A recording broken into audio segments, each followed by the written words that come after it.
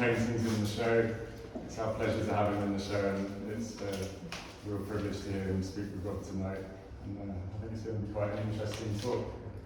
Wilhelmina is a very fascinating painter, and I think there's a lot to get into. So, without any further, I'll leave it to the gentleman. Absolutely. Pleasure.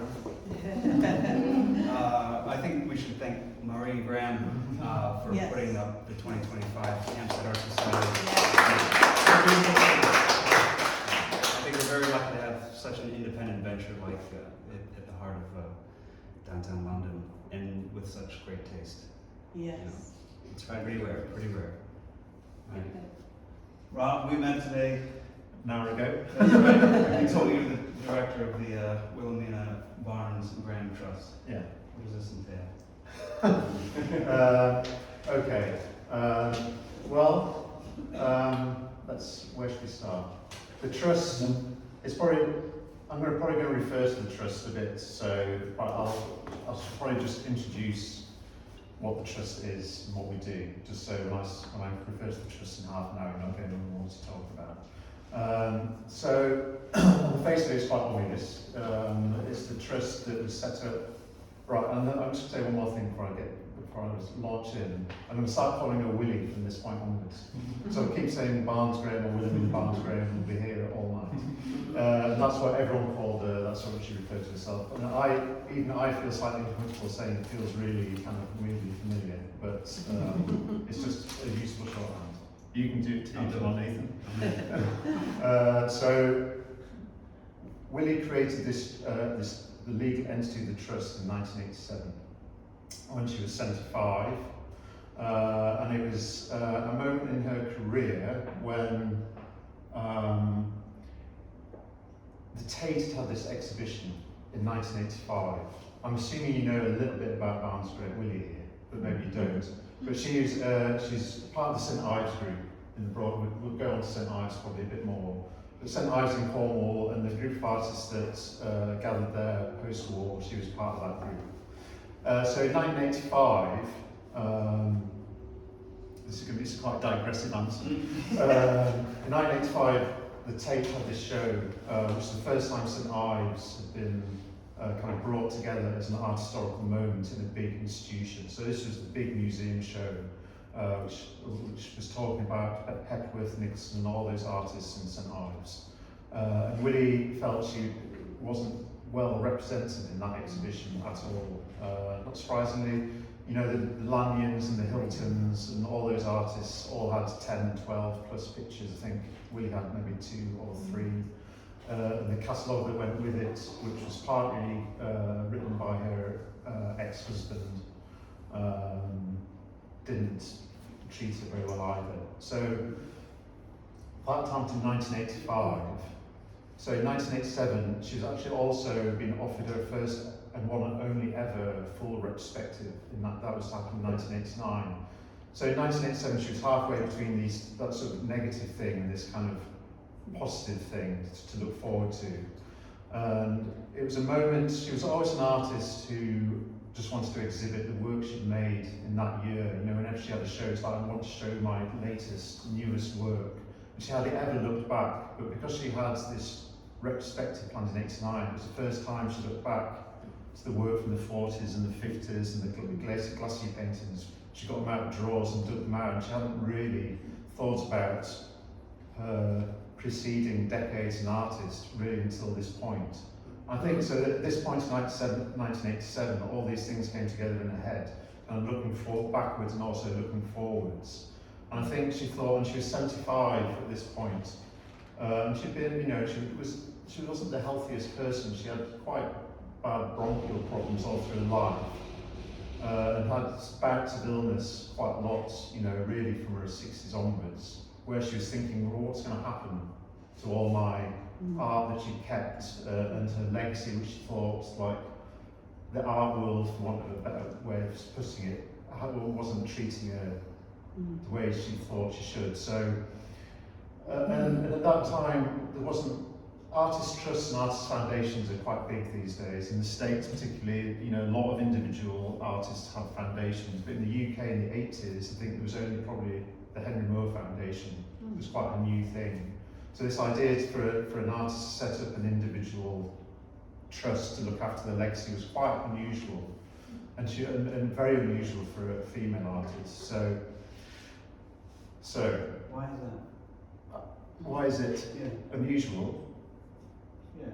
Did the state usually pick up, just kind of ordain and pick up most of Yeah, but I mean, usually I think it usually is left to families to sort out. So Willie didn't have any close family, which is what enabled the trust to exist, I suppose. So she created this legal entity, which was in the deed says you will look after my work, you will try and exhibit my work, you will look after my legacy.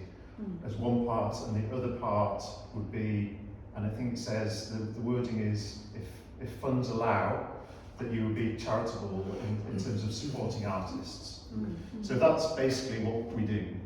So the trust exists in the form it is in now to manage basically the estate of Barnes Graham. So that's looking after the art she left, her library, her archive, but also to support artists in whatever ways. She's very open about it. That's, we interpret that in our own way. So we're charitable, we support young artists at Art College, we support more mature artists in residences in different parts of the UK and actually abroad now as well. So that is what the trust is, and that's what it does. Wonderful. Sorry, that was a bit of a long answer. I may not be the only one relatively new to her work, but her work is phenomenal. Thank you. I'm not responsible for it, obviously. It's great to hear. But in broad strokes, where do you think this kind of ingenuity comes from? I know she came from a decent family out of St. Andrews. It was contested a bit, but she did get to go to art school, in which case she really refined all her draftsmanship, which remains impressive throughout all her work. There's stuff she's doing at different periods in her life, and it's like the underdrawing for a Corot. Like before he would go in a totally different direction, she leans into wildly other things. But what are your favorite aspects about her development from academia to the glacial period to I mean just super broad. I think that's because this is shorthand. Yeah, I mean I think we'll come on to these maybe because these are late on, but you're not wrong in terms of the ingenuity and the drawing and how she comes to this. It's really rare to find somebody who has a tight skill set, craftsman, and is also just irresistibly attracted to the abstract, and then plays with both. Yeah. So Willie went to Edinburgh College of Art in the 1930s when art teaching in the UK and probably. But it was probably a bit more advanced in Europe at that time. I don't know about the States, but she had I would describe as a very academic art training at College of Art. I mean, literally all they did, pretty much was draw still lifes, draw from the nude,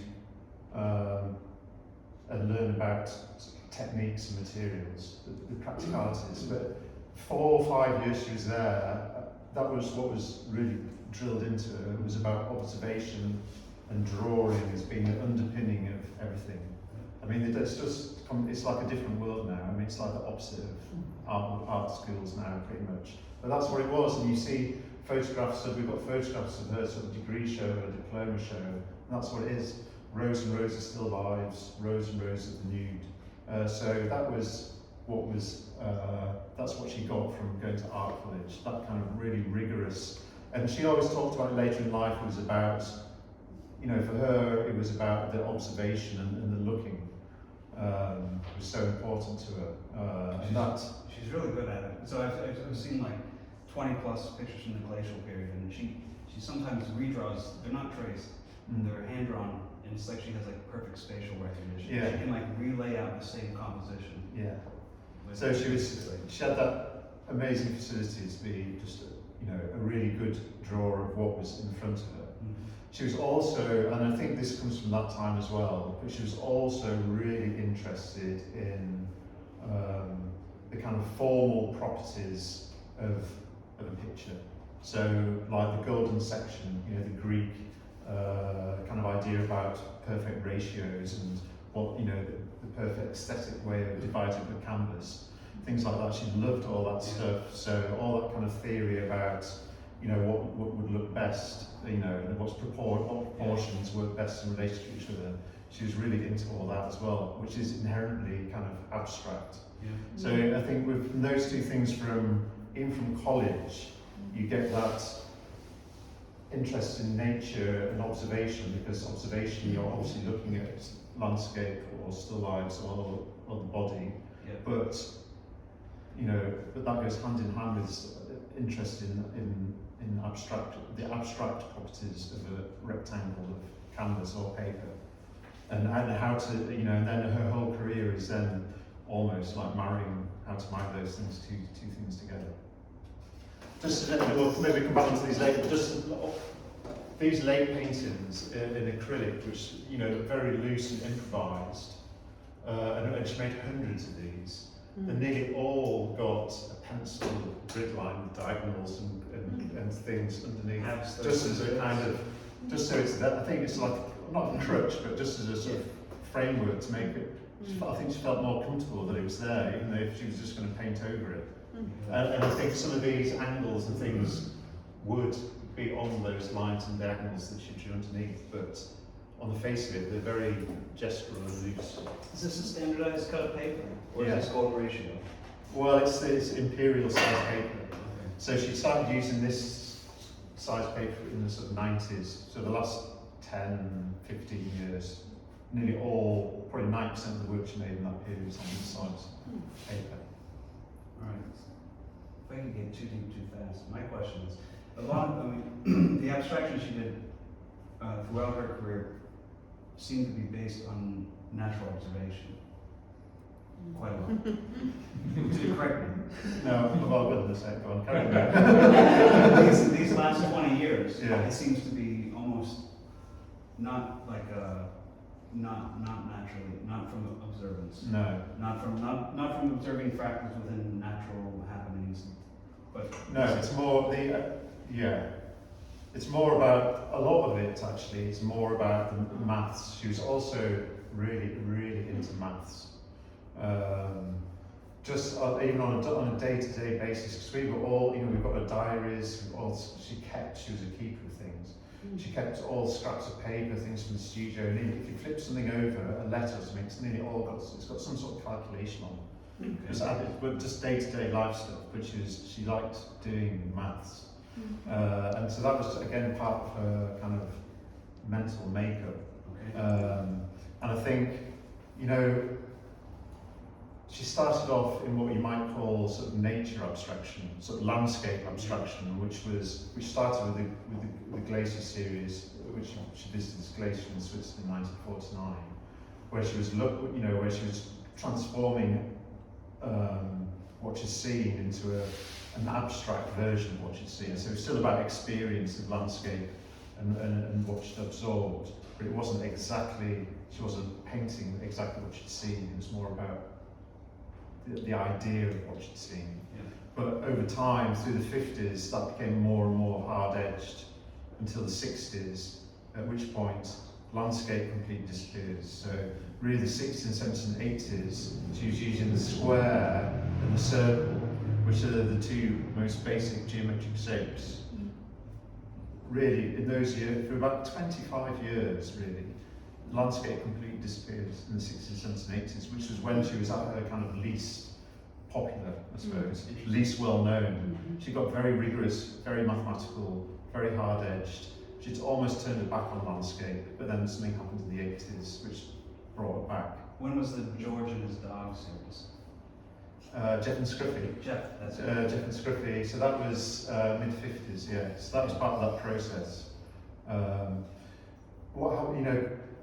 She did really well with, do people know what I'm talking about with the classic paintings? So this is how she made her name. We'll do a bit of quickly. Yeah. So she moved to, let's do that. So she finished at Edinburgh College of Art in the late 30s, and she'd been identified as a really one of the talented group from her cohort. And she graduated in 37, but the college kept in touch with her and gave her sort of postgraduate money to keep her going. She could get a studio.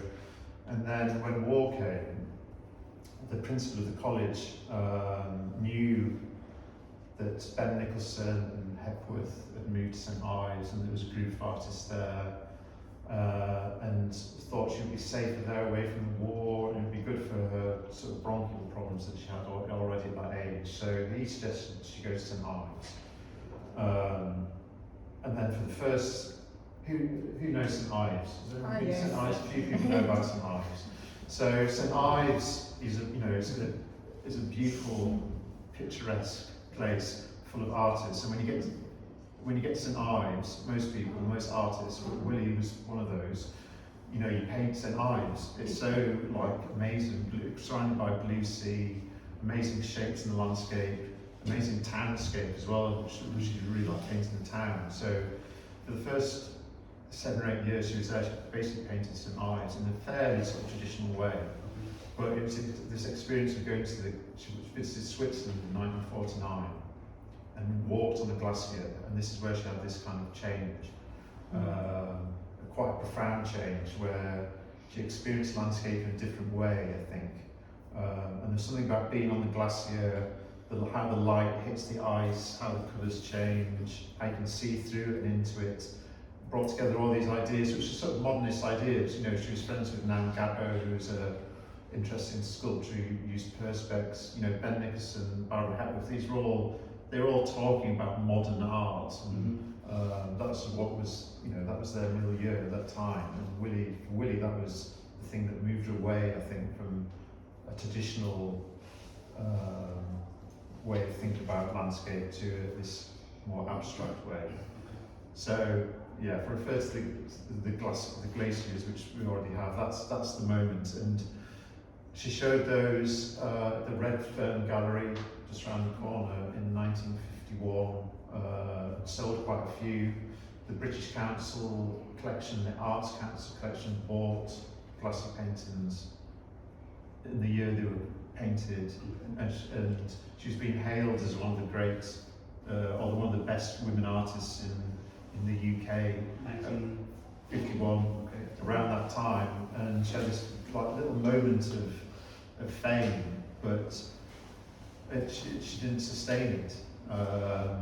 For quite, there's probably lots of reasons she didn't sustain it, but quite quickly her work became more challenging and more abstract, and I think the interest and the dealers in London or the collectors or whatever happened, lost interest, and she just pursued her kind of vision and what she wants to do without that kind of institutional art world support. Okay. Do you think that was her abstract period? Yeah, and that's and it came round. She actually, this is right. We'll do her whole career, shall we? So I've talked about the abstract 60s, 70s, and 80s. But she went to Orkney in 1985, which is an island right in the north of Scotland. Anyone been to Orkney? Okay, but it's an amazing island to the north. The north of Scotland. And she was there just to put up a show. Actually, there's an amazing museum there called the Pier Art Centre, and she was invited to exhibit there. And as soon as she got there, she writes in the diary, she was really, she's like, the landscape's amazing. It's really flat, with amazing field systems, and she could see that kind of abstract thing, which in the landscape, which she'd been kind of ignoring for 25 years. And she made a whole body of work based on Orkney in 85, 86, and then went to Lanzarote in 1989 and went there 5 years on the trot, and landscape kind of flooded back into her sort of practice and thinking for about nearly 10 years, and it was that re-engagement with landscape which we see in these Lanzarote pictures, which kind of, I think, loosened her up, because she'd got, as I said, she's got very mathematical and grid-like and geometric, and in a way it was perhaps slightly a cul-de-sac in the end, where she pushed it as far as she could. And I think it was going back to landscape and observation which loosened her up and freed her up, even the brush strokes, which led to this. So these ones are the late period. We call this the late work. So she painted like this really from the mid-90s until she died in 2004. So the last 10 years is the late period. And this is where she got successful. So she never had a gallery representing her in London, ever. She would have the occasional show, but not anyone that stuck with her. And in '94, a gallery called Art First signed her up and supported her and put on shows which sold out. So she had about 5-6 shows with them, and she re-emerged, you know, as a, and she was in magazines and she was being interviewed and she became visible again, kind of out of 40 years after her first. That's interesting. So that her moment was in the mid-90s. Yeah, early 50s and then mid-90s, yeah. It's about when the state started going back to representational work. Yeah. Yeah, they started bringing up like abstraction started falling away back in the States then. So it was about 40 years where she was pretty obscure. But these were, you know, at this point, you know, she was being shown in a contemporary artist there. Art First Gallery was on Cork Street. She got a CBE. She got about 3 or 4 honorary doctorates, and she was with the CBE. That's like an award that the royal family bestow. It's like there's MBEs, CBEs, OBEs. It's like a cultural. No. Citizen of the British Empire. Citizen of the British Empire is what it means. It's like an award for she was for her services to art, and she became really successful. So under her own terms, because to go back to my initial talk about the trust, in 1987 when she set up the trust, the idea that she would be successful under her own auspices was she couldn't see how it would happen. She had no idea. She couldn't see it. And what is nice about Willie's story is although she created the trust in '87, thinking that wouldn't happen, that she actually found her own success with art, which is quite uncompromising. It's quite challenging, and yeah, she loved it. The last 10 years. This is 2001. She was 89. 2001, so it's really from her mid-80s to her early 90s when she had her biggest success. So, stick with it. There's an old Hoku's I quote, which was like, I didn't learn to draw until I was 60 and didn't have an idea what a picture looked until I was 70, didn't master anything until I was 90. Well, she thought that as well. She really thought she was on top of her game. Yeah. In the last 5 to 10 years, and I think I'm glad she was rewarded for it, because that is a leap. It's a leap from. You think less of a leap. Well, this is go back to your original question you asked about 10 minutes ago, wasn't it? About this where departure from where this comes from. And perhaps she actually did paint a few paintings like this in the 50s, just 1 or 2 with loose brush strokes, and she kind of she put it to one side. Because she started getting more rigorous, but maybe we should touch on synesthesia here as well. So she had a synesthesia of colours related with numbers? Letters, people, places, most bits of her life. Okay. So I've seen some of the abstract work. I can see. So her obsession with mathematics, was it within geometry? Was it within, Well, it's interesting because, there's the day-to-day maths is it was just part of her life. Okay. But I think in terms of her art, it was about proportion and the geometry of, how to divide up a canvas, in a satisfying way, and just, the theory about that, I suppose. That was interesting about geometry. But also, I think with this later work is how, because she did paint paintings which are that use that quite rigorously in hard-edged way. But with these later works, it's how you bring those two things together So it's, you know, she wanted to be loose and expressive and joyful. I'm gonna. Yeah, as soon as these I've got. interesting. Let me read something out. I brought a few bits of paper because I thought it's always, you know, I do this a talk, but sometimes I think we should let Willie talk. And she wasn't somebody who wrote about her art very much. She didn't write manifestos. She didn't write anything official really. But she got interviewed a little bit later in life. And this, if anyone's seen the recent documentary, this is a quote. But so we're talking about these late pictures, and she said, recent phase, a celebration of life, an immediate expression of energy, vitality, joy, with an element of risk, with the unexpected.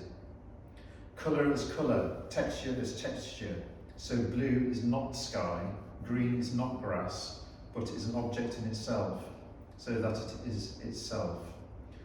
The feel of the work completed when the idea of this feel has been fulfilled. Frequently using primary colours, each can suggest a shape inside oneself and remembering the importance of structure and simplicity, avoiding the purely decorative. So it's about, you know, it's about expressing feelings, but you know, she's talking about structure and simplicity as well. So we quite often talk about Willie's brain, which is a very broad and kind of unscientific way of describing what's a complex, probably neurodivergency is what we'd say these days. Yeah. But she had this both sides to be of wanting to let go, to be expressive, to use her synesthesia with these bright colours, but at the same time be kind of also be geometric Might and be a little bit massive. of a paradox. Yeah. Synesthesia lights up your life with color all the time. You have different inputs Yeah. to make you see color. So duality Then, is but what then you you talk have to about. break down the inputs. Because Yeah. the inputs are pretty standardized for you, but random to other people. Yeah. And when you communicate, you've got to somehow make that relevant. to the So audience. people, I mean, you probably know about synesthesia, but I think synesthesia is different for everyone who has it. And I think it's a gift probably, but I think it's one of those things, a bit like being colourblind or something. It's almost impossible to imagine what it's like if you haven't, you know, experiencing it. But she clearly had an amazingly heightened sense of colour. Yeah. So every letter of the alphabet had a very, very specific colour associated, and she would remember people and places through colour. And just the printmaker she worked with, she made lots of screen prints later in life. She worked with a printmaker called Graal Press, and Robert, who's one of the two printmakers, said he'd never worked with an artist who could just see colour. Like every different, all the yellows, all the different names, and she, without looking, she could say like that's so and so yellow, and that's so and so yellow, just like 2 shades apart. She just understood colour in a way it's almost impossible It to seems like imagine what it's like. a perfect pitch for color. Yeah. When you've seen Amadeus, when he just first draft. Yeah. You know, so she just walks into a painting and already sees the whole palette. Yeah, and I think there's times like in the 50s and 60s she got quite monochromatic, and she lived in London in the early 60s, and the work is very muddy and brown, almost like she's trying to, push it down and like not think about colour. Yeah. But and she never spoke about it specifically, synesthesia, but this late work is a throwing off of that, I think, and just really and sort of like enjoying it. Interesting. But an amazing gift for an artist to have, I guess. I couldn't tell you. No, I mean it's hard to know. Yeah. Do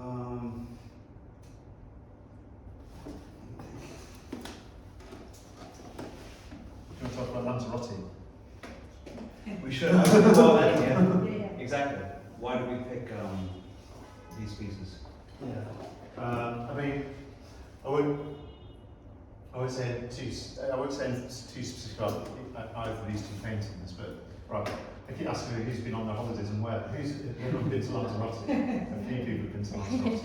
So if people who haven't, Lanzarote's got this incredible volcanic interior of relatively recent volcanoes, basically now dormant. But what's particularly interesting is that the lava hasn't been weathered too much. So, like in the foreground of this is like raw, hardened lava, which kind of sets in these very angular, jagged, gnarly forms. And again, a bit like Orkney, she went to Lanzarote just to go on holiday, to have a break. And when she got there, Willie being Willie, she was like, "What's this place? This is amazing." Just in terms of the shapes. I'll read another thing out in a minute. But when she's looking at the landscape, and this goes back to the Edinburgh College of Art in the 30s, and observation. She was looking for shapes. That was her interest in nature and landscape, not for no other reason. It's like a source book of shapes you could use in paintings. Abstract or not abstract. Another thing that they have in Lanzarote, because I think it's to protect the vines or the agriculture, they build these kind of semicircular or like bowls. Like bowls, with a lot of low walls around, so you get these kind of shell kind of shapes and lines. And she saw those as well. And again, that piqued her and that's a bit of what you're seeing in this one. Well, I saw from the Trust website there's also places where there are quarries. Like you said, then these jagged lava fields.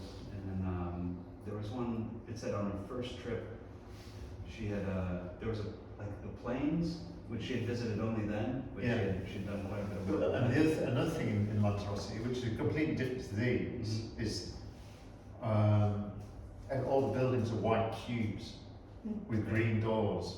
And again, that's another. So we've got all these drawings of, and the rock is black and the sand is black, with these amazing white sort of cuboid houses. And again, that's rich pickings for Willie. She loves that when you get inherently abstract buildings, in wild landscapes. It's that contrast again, going back to her brain of the geometry and the wildness together. That's what really attracted her. So she went for five years on the trot, for about a month each time. She really, she loved Lanzarote. It's a big body of work. She's got a lot of black paper. I think with Lanzarote,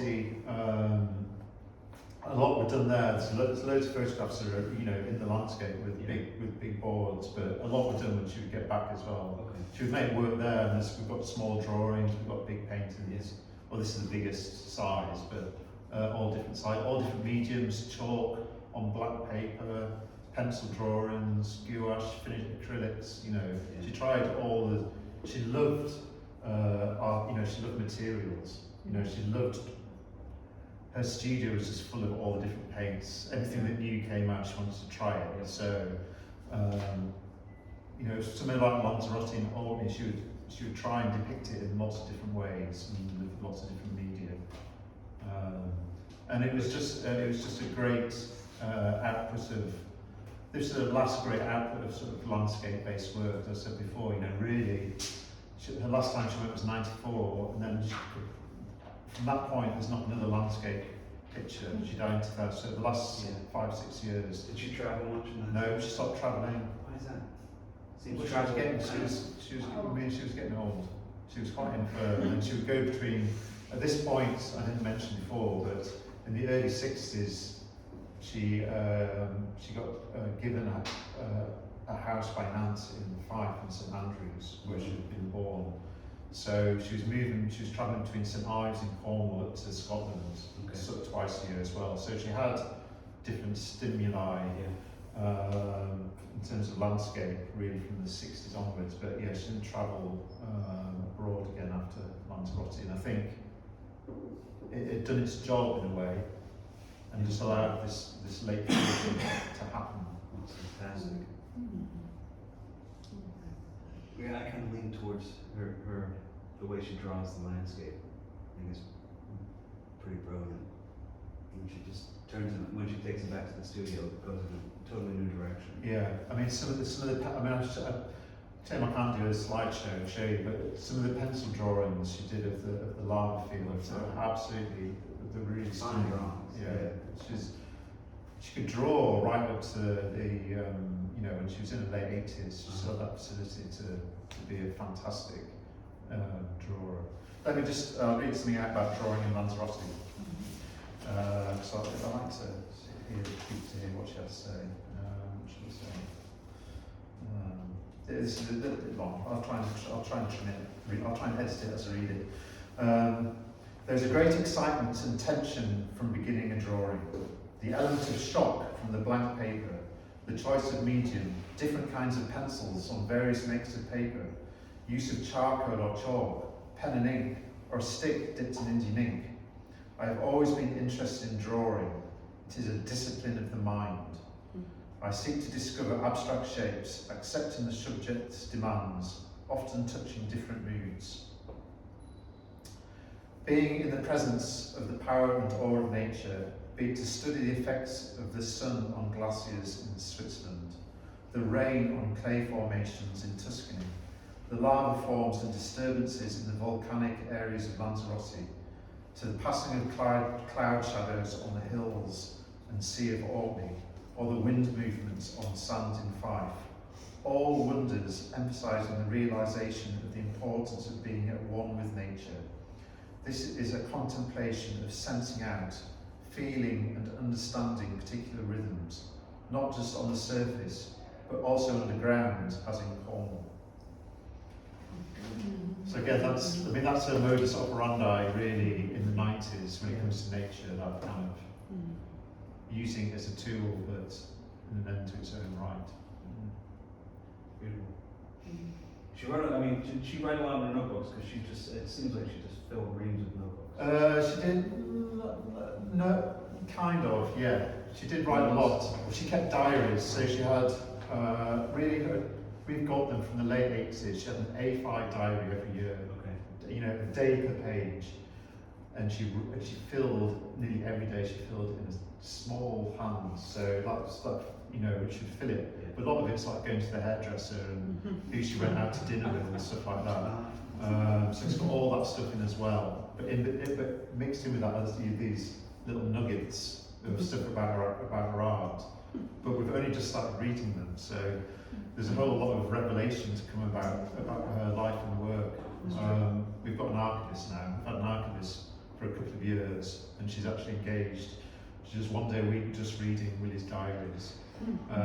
Scanning at the same time? A little bit, because we want to make them available for researchers, but we need to know what she's put in ourselves before we let them loose, because she's really indiscreet. Because they wrote a biography about her in her lifetime. There's a monograph, yeah, which focuses on her art, which is written while she was alive in Green's Studio Life, which is the one big book about her. But that was done with Willie looking over Lynn's shoulder, so it's like very much the authorised version. And Lynn, when she wrote that book, she wasn't allowed to look in the diaries. They would photocopy bits and give her bits, but she didn't have access to the actual diaries, which we now do. So there's rich pickings in there, and it's allowing us to understand her working methods much more than they have been in the past. So it's really fascinating. Okay. So that's another thing that we're doing at the moment, which will get some kind of public expression output at some point, but I'm not sure how. Give it 100 years like Mark Twain. Put it all out. Well, she was really put off, I think,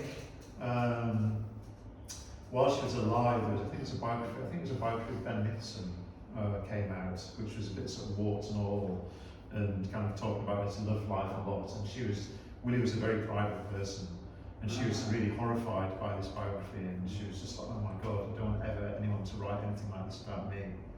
And she actually got rid of a lot of the diaries from the 50s and 60s when the duty stuff was.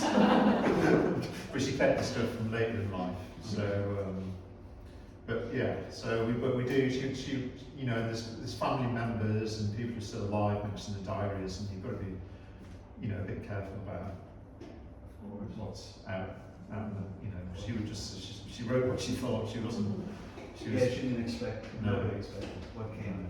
Yeah. Is there anything else you'd like to add up before we open the floor? Anything you haven't explored? No, I'm happy to See where it goes from here. answer if anyone wants to. I'd like it. Nice to get it on. So did you know her personally? No, I did not. So you came to be part of it when, like, I don't quite understand. So I've been at the trust. Willie died in 2004. I started in 2017. So I knew about her, and I haven't mentioned, which I was remiss, is that Willie, the last 30 years of her life, we had a close friend, sort of business manager called Rowan James, who lived in a big house in Scotland, who basically organised Willie's life. She organised all the exhibitions, she made her frames, she just looked after Willie as, you know, and allowed Willie to get on with the art. So She made her frames. she made these frames were made by Rowan at the house in St Andrews. Yeah, these are all handmade by Rowan. And just allowed Willie to get on with the business of being an artist, and Rowan did all the organising and everything else pretty much, and really I think the trust was kind of set up for Rowan, because Rowan was about 25 years younger than Willie, for Rowan to take it on, and that was going to be Rowan's role when Willie died. But Rowan died within a year of Willie, unfortunately. So it was, the trust kind of took a slightly different direction. I was saying that because I remember to mention Rowan because of your question. Because actually, years ago, I used to work with the Tate, and I spoke to Rowan on the phone about a gift of works that was coming to the Tate, but I never got to speak to Willie, unfortunately. But I feel, it's funny, I've been there 8 years, and I spend every day like thinking about this woman. And sometimes it feels like I've got a responsibility on my shoulders, and I feel like I know her, but I don't. I really don't. Obviously, I don't. But it's a funny situation when you're sort of representing someone you don't. And it's a good question because there is people on the board of trustees. Lynn Green, who wrote the book, is on the board of trustees, and there's a couple of others who knew her quite well, and I speak to them regularly. But you've also got to, I feel I have to form my own opinion, because Willie was one of those people who you speak to some people and they say, oh, she was really difficult, she was a bit of a nightmare, and I think she could be quite strong with people. She obviously fell out. She didn't have a gallery until the mid-90s, because basically she fell out with everyone that she exhibited with. But then you see you meet other people and say she was the sweetest woman you'd ever meet, and just really funny and joyful. So, people have different opinions about it. Was it creative territory? I think she was she was super serious about her art. That was her life. One of the reasons there will never be like a juicy biography about Willie is because basically she spent her whole life in the studio painting. So there isn't a lot to tell beyond her art. There's nothing salacious. She's not Lucian Freud or Francis Bacon or one of those characters. She's a very serious artist trying to basically work every day as an artist.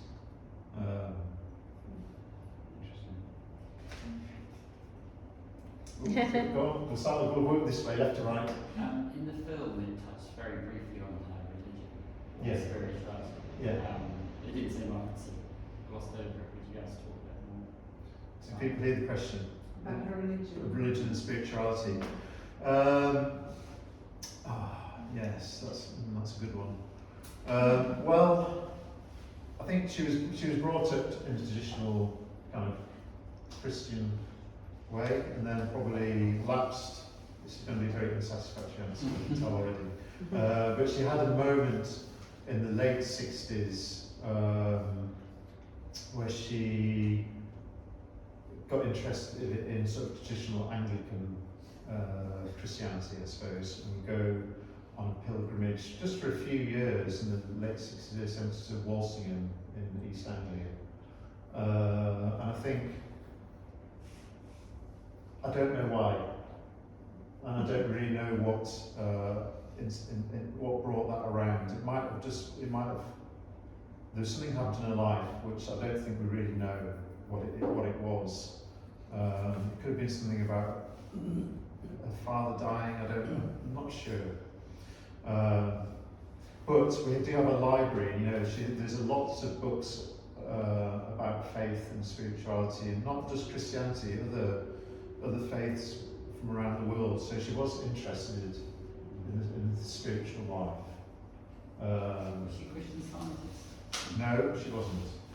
Christian Science was, Hepworth and Nixon were both Christian Scientists. She never adhered to that. She would talk to them about it, she was interested. Bernard Leach, the ceramicist potter, who she was really close friends with, he was of this Baha'i faith, which I don't know much about, but she spoke to him a lot about that. So she was interested, I think, in that other world. And there was, as I say, there was that moment where it became very traditional Anglican thing, and you know, there's if you've seen the film, there's a book, a sketchbook where she's using a synesthesia in the alphabet to create kind of grids of colour, illustrating religious phrases. So she's prayers, and she allocates the colours into grids. So it's like a colour grid, but to her it was a phrase. Yeah. So she was that, and again that's the late 60s. So it was something she was definitely interested in, and I think it just lapsed. I think later in life she was very unspecific in her kind of faith. But it was from what I know from just looking at the library, it was definitely something of interest, I would say, during her life, with moments of sort of peaks of adherence to something, but then kind of lapsing again. Is that right? Yeah. I mean, I feel I should know more, and probably we will. You know, Willie again is, you know, is. Even her contemporaries like Terry Frost and Peter Lanyon, you go into, you know, if you go into an art library, there's like this many books, like 20, 30 books.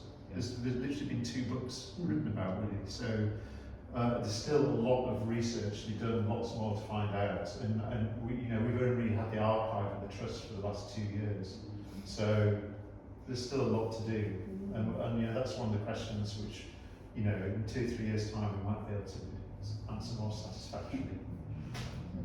Who's next? Yes. My question was, it's so lovely hearing her words, and I just wondered if there's anywhere, I know you said there's not a lot that's actually written, because a lot of her words were spoken. But is there somewhere where we can find those words not all together, no. I think, and there's one more I wanted to read out, which I will, if people like to hear her. Because I'm very conscious that she doesn't have much of a voice, because she was on TV maybe twice.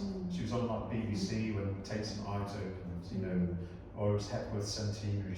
There would be she'd get interviewed, but she was never interviewed on TV. She was on radio maybe once, and then in the 90s when she started showing it out first, there's 2 or 3 sort of in-depth magazine interviews, and that's about it.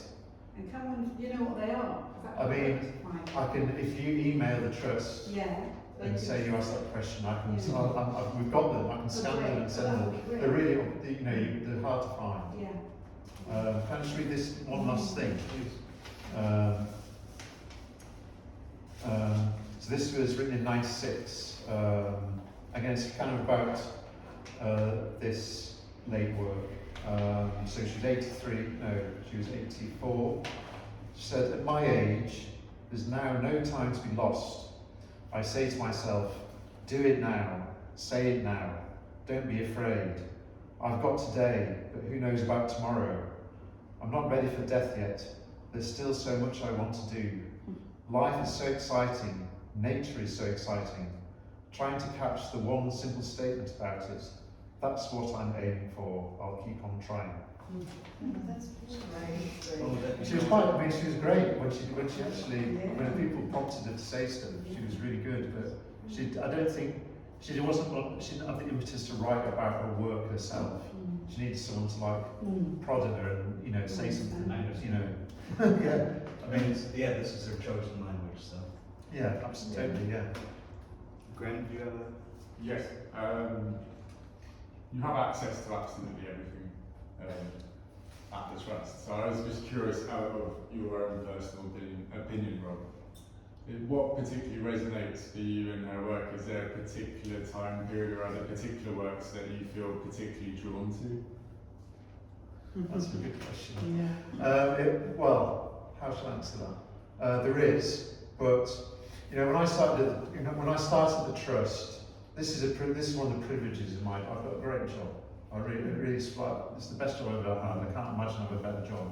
It's an incredible privilege to have the insight into an artist with such a long career, and to, as you say, to have access to all this stuff. And I had no idea when I started it. So years and years ago, I worked at the Henry Moore Foundation. It's one of my early jobs in the early 2000s.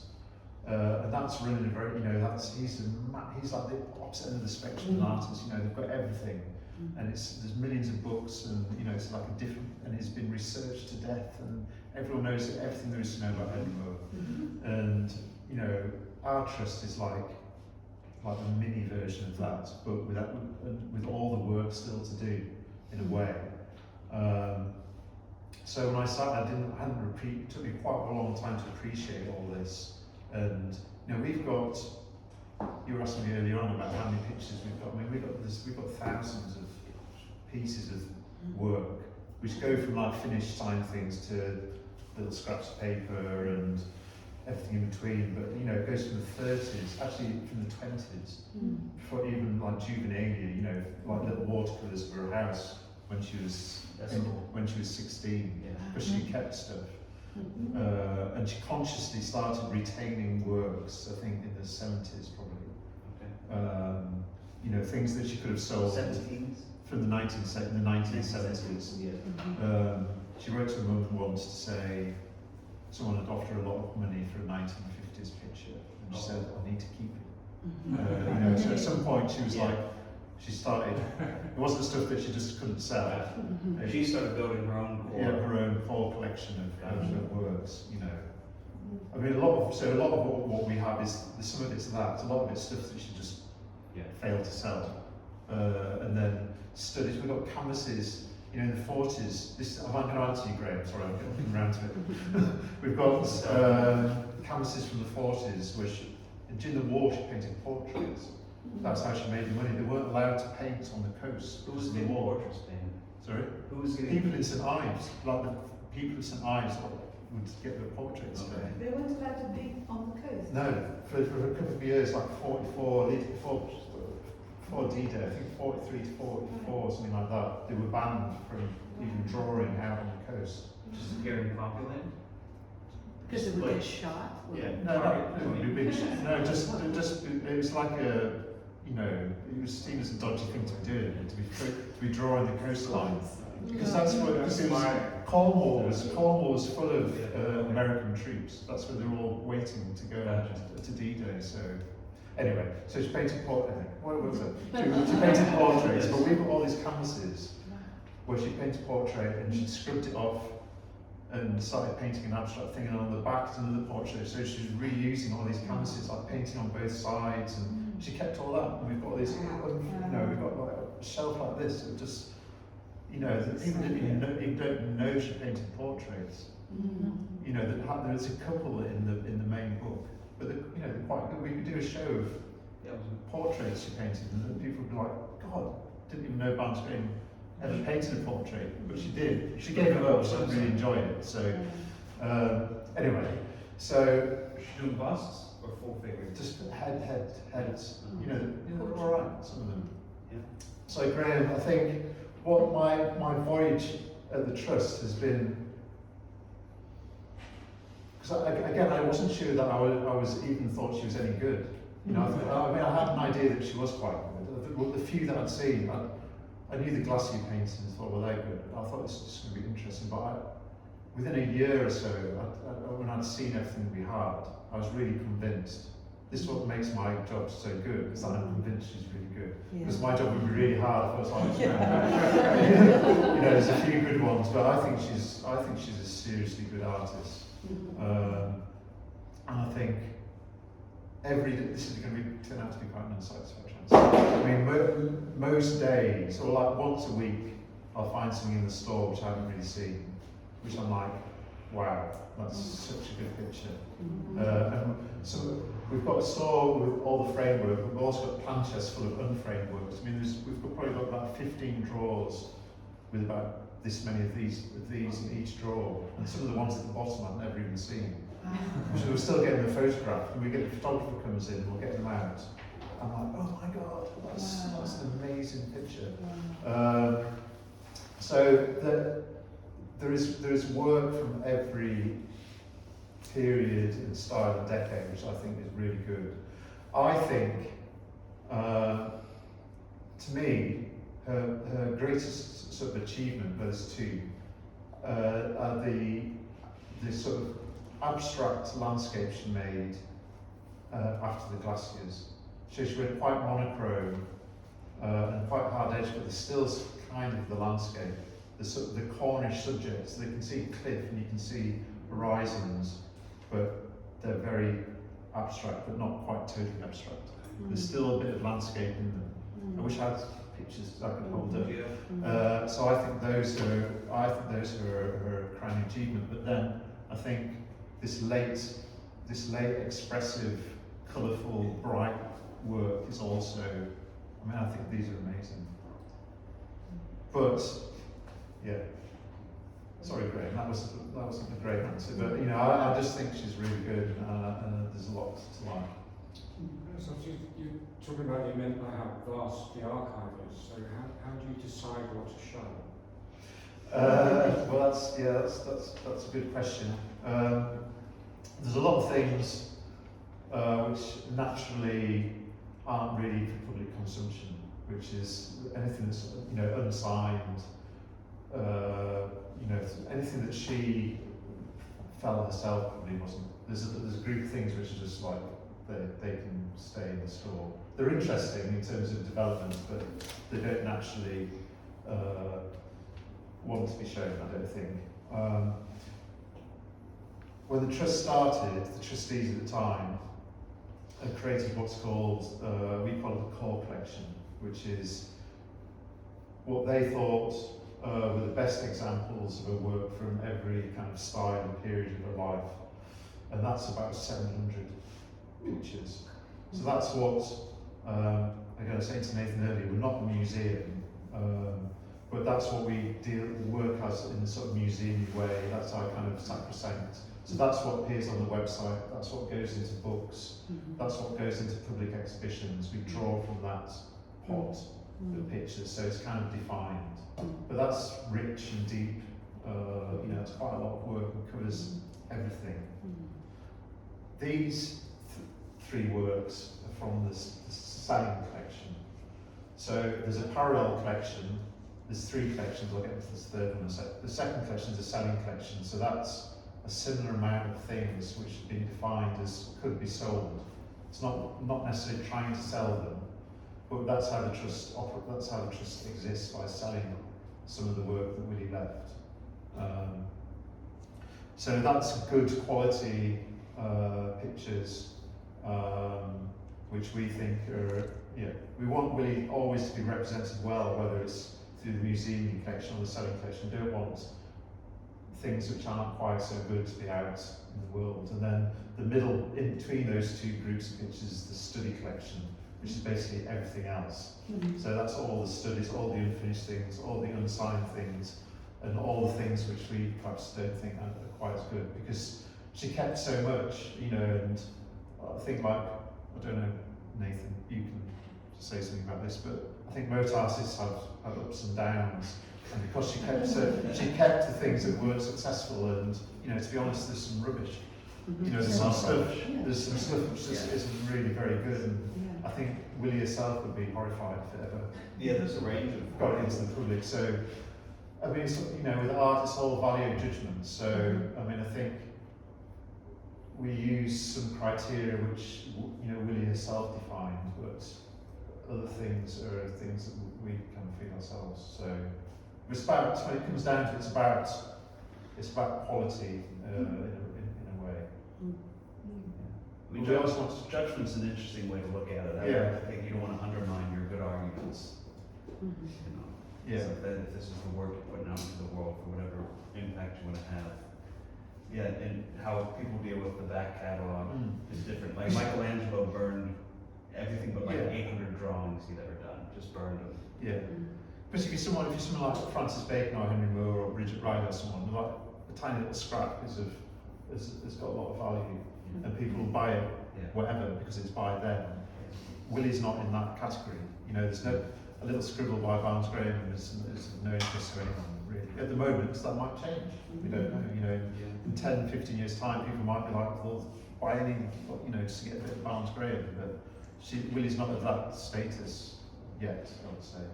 Sorry, go on. No, it kind of ties in. But I was just thinking about the fact that she kind of had that late resurgence, but before that was relatively unknown, or certainly not given the kind of respect that perhaps other artists at a similar time got. But then more recently there's been the documentary, and I was kind of in touch with the Trust work, so I kind of see her out and about at exhibitions. So do you think that is starting to change in terms of the respect she's given? How is the Trust what's your strategy in terms of making that happen? Because I guess that's one of your... I mean that is our main purpose. Is to get her better known. That's why she created the Trust. That's what we exist to do, is to have her, is to look after everything, but obviously to get her better known.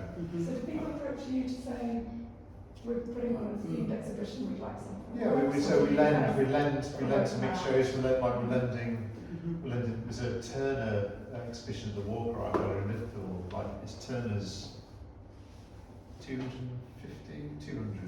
It's some sort of big anniversary of Turner this year, and so they want some Barnes Grahams and that. So we do lend to museums when they come to us, and that is happening a little bit more.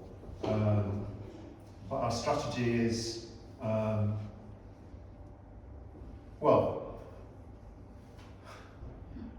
is to do. You've got to be very careful in the art world that you don't overdo it. And I think we're conscious of that as well, because you can over egg it and try and force people to try and like it, which we need to be not to do. But we maintain a website. We've got a really good Instagram page. If anyone's on our Instagram is worth following. And just make her available through those kind of channels, soft channels, I suppose, where we don't have to do much, it's there. We're trying to do more books. There's 2 books specifically about Willie. One was quite recent. Then last year we did the Glacier book, which is the first book which focuses on a particular area rather than just trying to talk about her whole life. And we did a children's book as well. So we're doing these different things, just try and build it up. And then, so I'm just telling you about our programme now, but I've started. So next year we're doing, October next year, we're having a big show at Taste and Lives. So that's a proper retrospective. That'll be the first retrospective since 1989. So October 26th, that'll be at Taste and Lives until. How many paintings will we do? Well, that's to be decided really. Probably about 80. Not massively. I mean, it could be twice as big easily, but it's not a huge space. I mean, the retrospective we had in 1989 had about 150 things in it. But we're also having a show next summer in the Netherlands, which will be the first time she's been shown in Europe as an individual artist. So that's really exciting. So with the documentary and the books, the trajectory is definitely in the right direction. At the Trust, we feel we're doing okay. in terms of generating more interest. But as I say, we don't, you know, you can't keep doing stuff all the time because people go, you know, sick of Barnsgrave. So we're walking that tightrope a little bit. I mean, I don't know. It's interesting because you have. I mean, it's strong. Yeah. And so, in some sense, you can't oversaturate people with Well, good stuff. maybe. People think You show where you're welcome. We haven't had a selling show in London for about 7 or 8 years, a big selling show, and we've just got a new gallery called Hales, which is based in Shoreditch near Liverpool Street. So we're having, if you're all London based or nearby, that opens I think on the 12th of September. That'll be our first selling show, and so that's going to be a big deal. You know, they're quite a well-connected gallery, and you know quite cool, I think. So that's really exciting for us. So there'll be a bit of a fuss about that in September. Yeah, we need to sell some pictures. To pay the rent and the wages. Because that's our main source of income, really. What's the next book you're planning? Well, I want to do a book. I really want to do a book. I touched on the archive. So we've got the diaries, but also she was a great. Luckily for us, Willie was like pre-internet and pre-emails, so she was a great letter writer, and she corresponded with lots of people. She got loads of great letters, diaries, notebooks about work, loads of really good photographs as well. Again, pre-digital, so everything's like snaps, like physical photographs from the 30s to the noughties. So I want to do a book that kind of which is like a visual biography. So it brings together all this physical material, like the diaries and photos, into a book which will go through a life, but not through that material. And it'll have someone will have to write bits to connect it all. If you're ever in a library or in an old bookshop, Barbara Hepworth did a book called My Pictorial Autobiography. This is the inspiration, which is like a scrapbook. So it was all Barbara Hepworth's private view cards, installation shots from exhibitions, you know, shots, and all kind of stuck together like a scrapbook with just like little paragraphs here and there. So that's the kind of idea, like a biography through archive and an ephemera.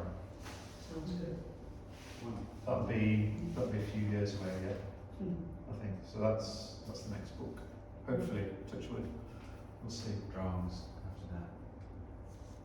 How did the Mark Cousins film come about, and what is it like as a trust when you kind of have the opportunity to make a big documentary like that? Does everyone know about the film? Not really, just Has anyone seen it? Yes. Seen it? Yeah. A few have seen it.